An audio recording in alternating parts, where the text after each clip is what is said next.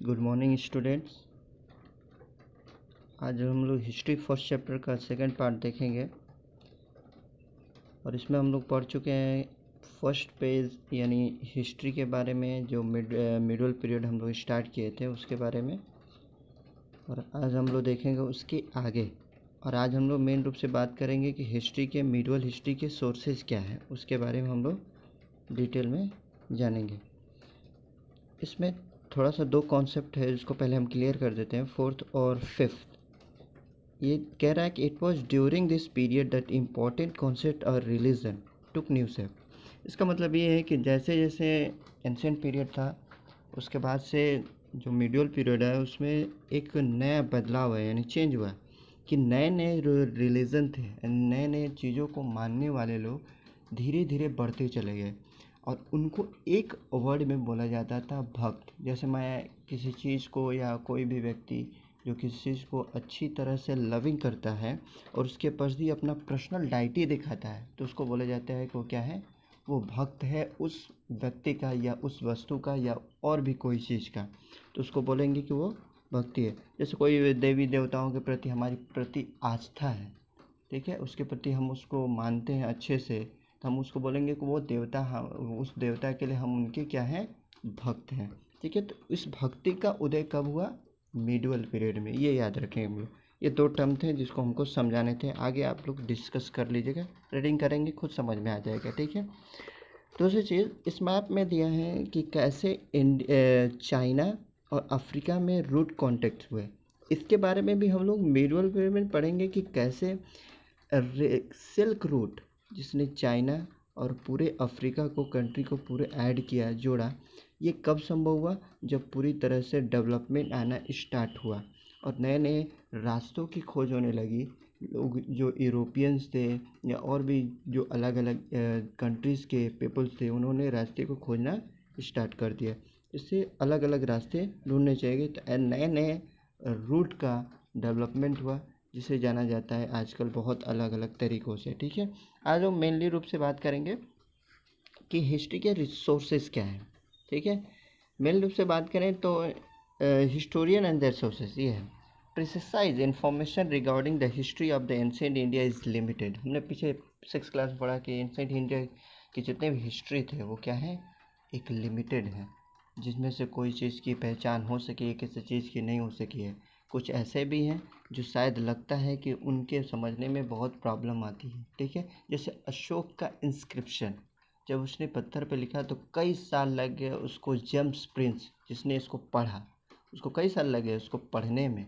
शायद हो सकता है कि उस समय उसकी जानकारी उस अलग लिपि में लिखी गई, अलग स्क्रिप्ट में लिखी गई हो, शायद उसको ब्राह्मी लिपि कहा जाता है।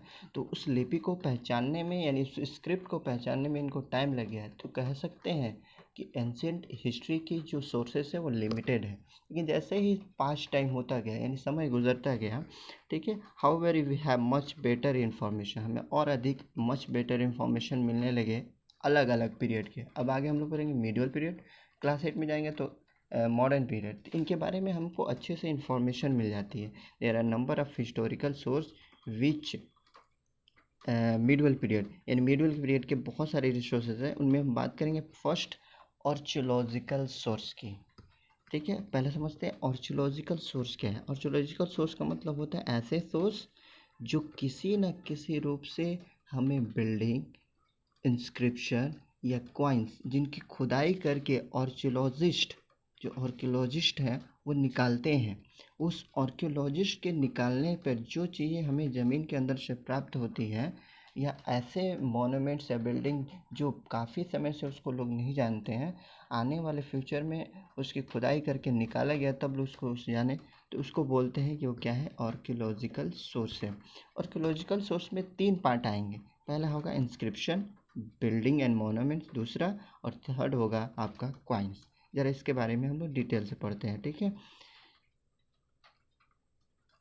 आर्कोलॉजिकल सोर्स में कौन कौन से हैं। पहला इंस्क्रिप्शन, इंस्क्रिप्शन के बारे में, रिटेन ऑन कॉपर प्लेट्स। ठीक है, कॉपर प्लेट्स, पहले कागज़ नहीं होते थे, कागज़ के आविष्कार चीन ने किया बहुत सालों बाद। ठीक है, तो उस समय तक किसी पे या तो पेड़ों की जो सल्क होते थे, यानी उनके जो पेपर्स होते हैं, जो उनके पार्ट्स होते थे, उन पर लिखे जाते थे, या कोई कॉपर प्लेट पर यानी तांबे की प्लेट पर, या स्टोन या जो पत्थर होते थे उस पर लिखवा दिया जाता था, या रॉक्स यानी जो भी चट्टानें होती थी उस पर लिखवाया जाता था, टेम्पल्स के वॉल्स पर भी लिखवाया जाता था, या ब्रिक्स ईंटों पर भी लिखवाया जाता है। तो कहा जा सकता है कि ये सब क्या है, इंस्क्रिप्शन है। ठीक है, तीन तरह के आर्कियोलॉजिकल सोर्स हैं। आर्कियोलॉजिकल सोर्स उसको बोलते हैं जो ज़मीन के अंदर खुदाई से जो आर्कियोलॉजिस्ट निकालते हैं और जिनके बारे में हमें जानकारी मिलती है, उसको बोलते हैं वो क्या है, आर्कियोलॉजिकल सोर्स है। पहला इसमें बात करेंगे हम लोग इंस्क्रिप्शन। इंस्क्रिप्शन में वो चीज़ें आएंगी जिसमें हम लोग कहेंगे कि वो ऐसी चीज़ें जो बिल्डिंग जो पत्थरों पर, यानी इसको हिंदी में बोलते हैं शिलालेख, पत्थरों पर यानी रॉक्स पर, यानी ऐसे टेम्पल्स वॉल्स पर खुदाई करके किसी राजा ने या कोई भी व्यक्ति जिसने लिखवाया है और वो मुझे प्राप्त हुआ है। जैसे अशोक का इंस्क्रिप्शन, उसने अपनी पत्थरों पर अपने बारे में लिखवाया, अपने शासन यानी अपने रूल के बारे में लिखा है, तो अशोक का वो इंस्क्रिप्शन है। उसी तरह अन्य राजाओं के भी, समुद्रगुप्त के भी ऐसे बहुत सारे इंस्क्रिप्शन मौजूद हैं, यानी प्रेजेंस है। दूसरा हम लोग बात करेंगे मोनूमेंट्स। मोनूमेंट्स में वो सारी चीज़ें आएंगे जिसमें सारी बिल्डिंग है। जैसे अगर मिडिल हिस्ट्री की बात करें तो हमें ताजमहल, उसके बाद से रेड फोर्ट, उसके बाद से बहुत सारे ऐसे बिल्डिंगें हैं जिनके बारे में अगर हम देखेंगे तो बहुत सारी ऐसी चीज़ें मिलेंगी जो मोनूमेंट्स की कैटेगरी में आएंगी, यानी बिल्डिंग पार्ट्स। याद रखेंगे, बिल्डिंग पार्ट्स किस कैटेगरी में आएंगे, मोनूमेंट्स में। कॉइन्स की बात करें तो ऐसे बहुत से राजा हुए जिन्होंने अपने नाम के, पहले क्या होता था, अब तो एक पर्टिकुलर कंट्री के कॉइन्स होते हैं, पहले क्या होता था, जो राजा जिस समय शासन करता था उसका अपनी फ़ोटो या अपने नाम से सिक्के चलवाते थे। ठीक है, तो उस समय के राजाओं के बारे में ये कॉइन्स जब मिलेंगे हमें, तो हमें पता चलेगा कि कौन सा राजा कैसे नेचर का था या क्यों अपनी कॉइन्स पर यह नाम लिखवाता था, या ये भी पता चल जाएगा कि उस कॉइन्स पर, जो कॉइन्स प्राप्त करेगा उस पर राजा का नाम होगा। ठीक, उस राजा के नाम का पीरियड होगा जिस समय वो शासन किया होगा। मान के चलो उसने 1760 से शासन किया है, तो इसका मतलब उस पर पीरियड होगा। ये सारी चीज़ें हमें एक कॉइन से मिल जाती हैं। तो इतने इम्पॉर्टेंट है रिसोर्स हिस्ट्री के रिसोर्सेज। ठीक है, इंस्क्रिप्शन, मोनूमेंट्स और कॉइन्स किसके कैटेगरी में आएंगे, आर्कियोलॉजिकल। You have understood. ठीक है, आगे हम लोग बात करेंगे इसमें। दूसरा रिसोर्स आता है लिटरेरी। ठीक है, लिटरेरी, इसमें हम लोग उस चीज़ों को रखेंगे, जैसे फॉर एग्जांपल में हमने देख लिया कि जैसे बुक्स यानी रिटेन, ये रिटेन है। ठीक है, और एंशिएंट टाइम में ये सारी चीज़ें हमें नहीं मिलती थी। क्यों नहीं मिलती थी, क्योंकि मुझे पता था कि ये सारी चीज़ें जो उस समय कागज़ के आविष्कार नहीं हुए थे, शायद प्रिंटिंग प्रेस का भी आविष्कार नहीं हुआ था, तो इस बुक्स को लिखने में, ठीक है, वो सारी चीज़ें मिडवल पीरियड में हमें अच्छे तरह नहीं हो पाती थी। एक बुक्स को लिखने में काफ़ी समय यानी काफ़ी टाइम निकल जाते थे। तो ऐसे कहा जा सकता है कि उस समय जो बुक्स लिखे जाते होंगे, या तो वो किसी तांबे के प्लेट्स पर, या पेड़ों की छाल पर, या कोई पत्थर पर, या ऐसी कोई भी चीज़ें होंगी जिस पर धीरे धीरे उस चीज़ को लिखा जाता होगा। तो कहा जा सकता है कि पूरे प्रॉपर सोर्स नहीं थे बुक्स को लिखने में, लेकिन फिर भी बहुत सारे ऐसे रिसोर्सेज हैं जिनके बारे में हमें जानकारी मिलती है मिडवल पीरियड में। जैसे तहकीक-ए-हिंद।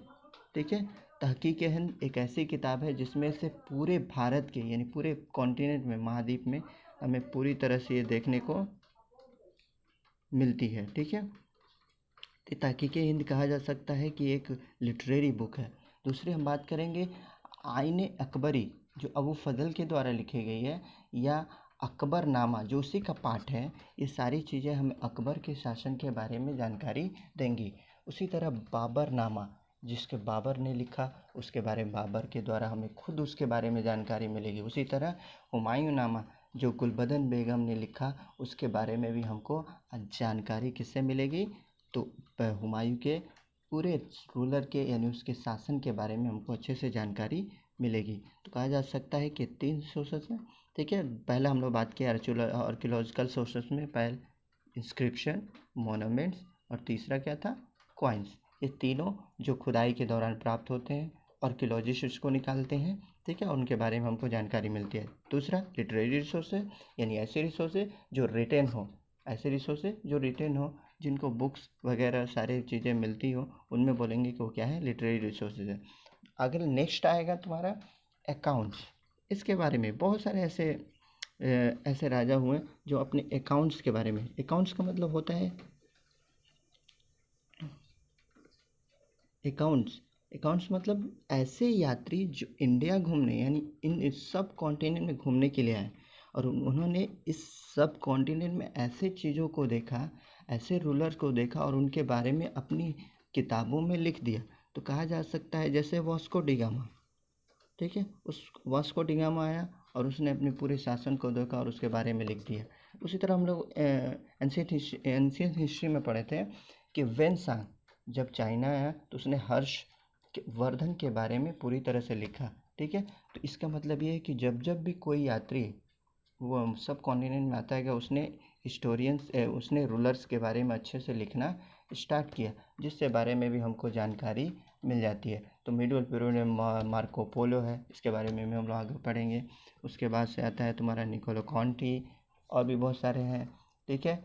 उसी के बाद अब्दुल रज़्ज़ाक़, ये सारे कौन से हैं, ठीक है। तो 3 यात्री फेमस हैं, अब्दुल रज़्ज़ाक़, निकोलो कॉन्टी और थर्ड नंबर आता है तुम्हारा